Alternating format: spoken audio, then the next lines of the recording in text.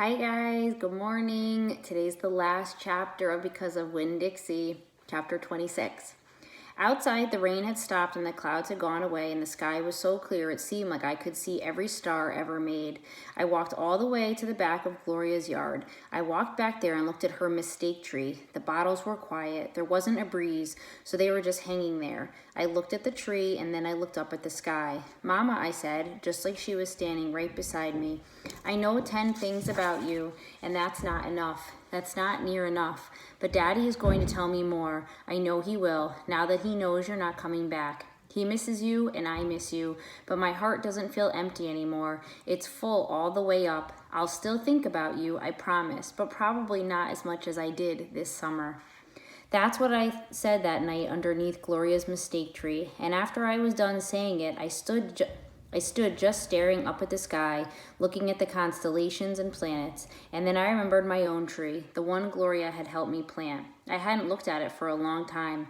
I went crawling around on my hands and knees searching for it, and when I found it, I was surprised at how much it had grown. It was still small. It still looked more like a plant than a tree, but the leaves and the branches felt strong enough and good and right. And I was down there on my knees when I heard a voice say, "Are you praying?" I looked up. It was Dunlap.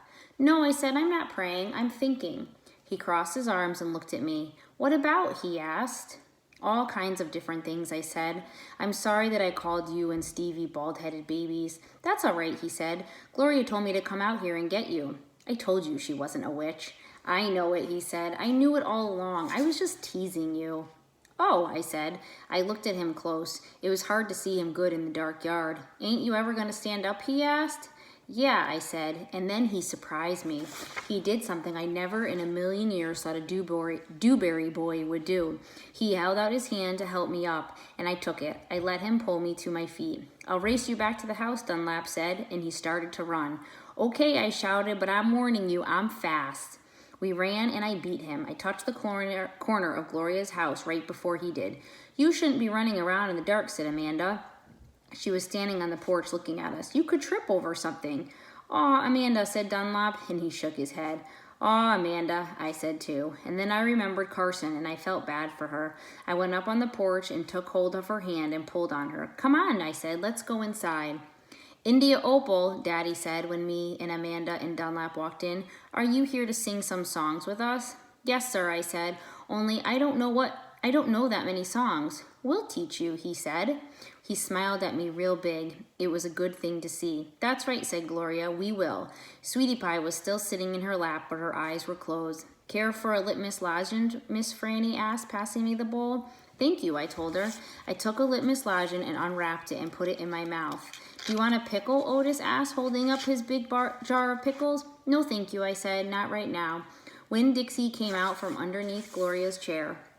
He sat down next to me and leaned into me as the same as I was leaning into my daddy. And Amanda stood right there beside me, and when I looked over at her, she didn't look pinch-faced at all to me. Dunlap cracked his knuckle and said, "Well, are we going to sing or what?" "Yeah," Stevie echoed. "Are we going to sing or what?" "Let's sing," said Sweetie Pie, opening her eyes and sitting up straight. "Let's sing for the dog." Otis laughed and strummed his guitar, and the flavor of the litmus lozenge opened in my mouth like a flower blooming all sweet and sad.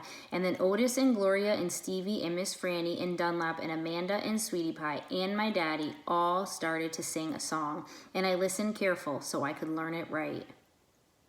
I hope you guys enjoyed this book. I absolutely loved it. I hope you guys did too. Have a great weekend, and we will start something new next week.